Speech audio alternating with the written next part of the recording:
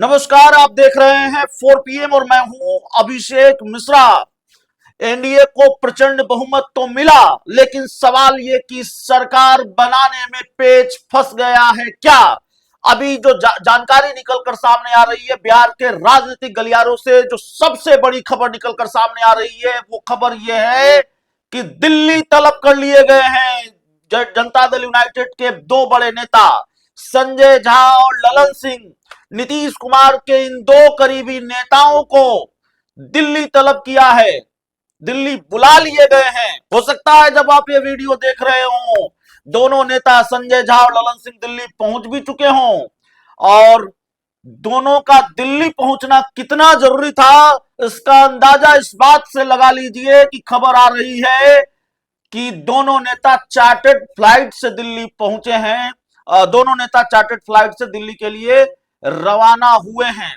सवाल यह है कि आखिरकार अचानक दिल्ली का दौरा क्यों, दिल्ली क्यों बुलाया गया और चार्टर्ड फ्लाइट से दिल्ली क्यों गए संजय झा और ललन सिंह। जो जानकारी निकलकर सामने आ रही है, क्या यह महज संयोग है कि एक तरफ बिहार के मुख्यमंत्री नीतीश कुमार आज सरप्राइज देते हैं, और आज की बात से पहले एनडीए को बहुमत मिले पिछले कई घंटे हो गए हैं, कई घंटे हो गए हैं जब एनडीए को प्रचंड जनादेश मिला है। बिहार चुनाव के नतीजे आए हैं तकरीबन 70 घंटे, जो मेरा अनुमान है, जो मेरा गणित है, और 70 घंटों के बाद सिर्फ बात और मुलाकात का सिलसिला चल रहा है। मुलाकात की तस्वीरें आ रही है, एनडीए के एक नेता दूसरे नेता से दिल्ली पटना में मुलाकात कर रहे हैं।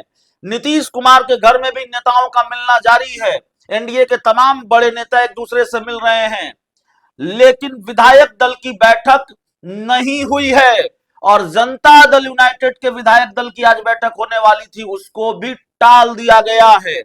तो सबसे बड़ी खबर पहले ये कि ललन सिंह और संजय झा दिल्ली पहुंचे हैं या दिल्ली पहुंचने वाले हैं, दिल्ली के लिए रवाना हुए हैं। भारतीय जनता पार्टी के बुलावे पर दिल्ली के लिए रवाना हुए हैं, उनको दिल्ली तलब किया गया है भारतीय जनता पार्टी की तरफ से। और इसलिए सवाल ये कि सरकार बनाने में कोई पेच फंसा है क्या। और जो दूसरी जानकारी, जो दूसरा बड़ा घटनाक्रम आज का, वो आप सबको मालूम है, कोई नई बात मैं नहीं बता रहा हूं।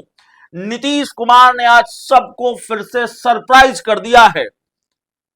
यह जानकारी निकल कर आई कि नीतीश कुमार आज मुख्यमंत्री आवास से निकलेंगे, राजभवन जाएंगे और राज्यपाल को अपना इस्तीफा सौंपेंगे।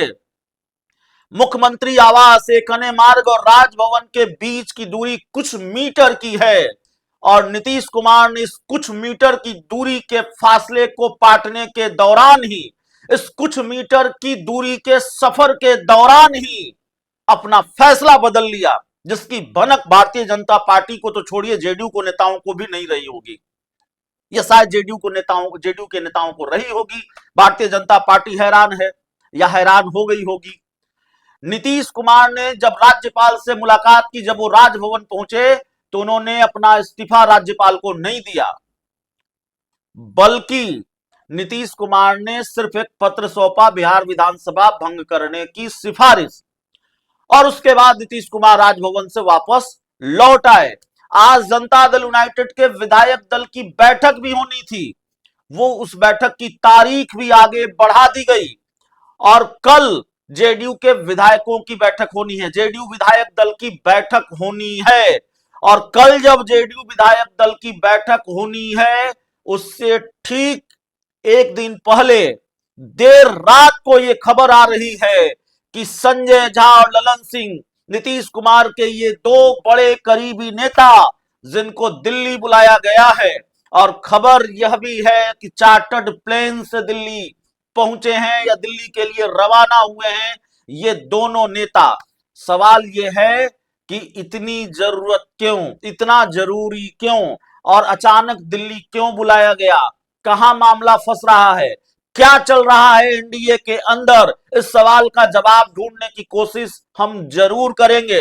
हम कोई दावा बिना जानकारी के नहीं करेंगे, हम कोई दावा उस तरह का नहीं करेंगे। हम लगातार, हमारी बात सूत्रों से हो रही है, कई नेताओं से हमारी बात हुई है, कुछ तो पेच फंसा हुआ है, अभी हम इतना ही कहने की स्थिति में हैं। कुछ घंटों का इंतजार कीजिए। तारीख मुकर्रर की गई है 20 जनवरी, माफ कीजिएगा 20 नवंबर की तारीख। नीतीश कुमार को पटना के गांधी मैदान में मुख्यमंत्री पद की शपथ लेनी है। लेकिन जब मुख्यमंत्री पद की शपथ लेनी है, चेहरा तय है कौन मुख्यमंत्री पद की शपथ लेगा, कहां लेगा, तारीख तय है, तो फिर ये चार्टर्ड प्लेन से बात और मुलाकात क्यों, चार्टर्ड प्लेन का सफर क्यों, देर रात दिल्ली से बुलावा क्यों, ये तमाम तरीके के सवाल हैं। वैसे आज नीतीश कुमार ने जब इस्तीफा नहीं दिया तो फिर नीतीश कुमार के बारे में यह कहा जा रहा है भारतीय जनता पार्टी को किसी भी खेल का मौका नीतीश कुमार नहीं देना चाहते। भारतीय जनता पार्टी कोई खेल न कर सके, इसलिए नीतीश कुमार का फॉर्मूला बहुत साफ है, एक हाथ से इस्तीफा, दूसरे हाथ से सरकार बनाने का दावा पेश करेंगे। तो बड़ी जानकारी है बिहार के राजनीतिक गलियारों से। ऐसा लगता है कि हम जो दावा कर रहे थे, या हम अक्सर जिस बात की चर्चा किया करते थे कि 14 नवंबर को जब चुनाव के नतीजे आ जाएंगे तब भी बिहार में सियासी खेला खत्म नहीं होगा, बिहार की राजनीति की तपिश खत्म नहीं होगी। मौसम सर्दी का है और इस सर्द मौसम में भी राजनीति का तापमान चढ़ा हुआ है, बिहार की सियासत की तपिश बढ़ गई है और सरकार बनाने में ऐसा लगता है कि पेच फंस रहा है। क्या मुख्यमंत्री चेहरे को लेकर पेच फंस रहा है?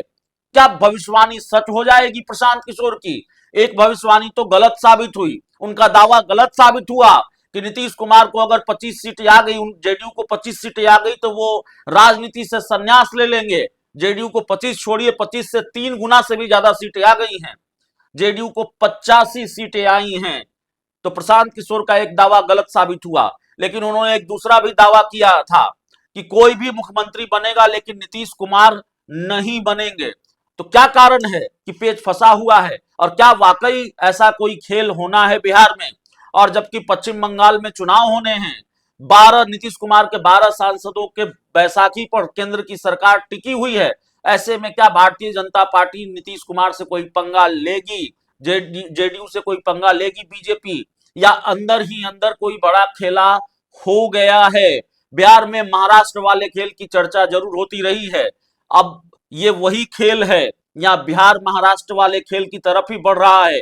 अभी हम ये कहने की जल्दबाजी तो नहीं करेंगे, लेकिन शायद खेला अभी बाकी है, कम से कम ये बात अभी कही जा सकती है। और जब तक तस्वीर साफ नहीं होगी, सवाल यह भी है कि तय तारीख पर ही शपथ ग्रहण होगा, मुकर्रर मुहूर्त पर ही शपथ ग्रहण होगा, और नीतीश कुमार ही क्या मुख्यमंत्री पद की शपथ लेंगे?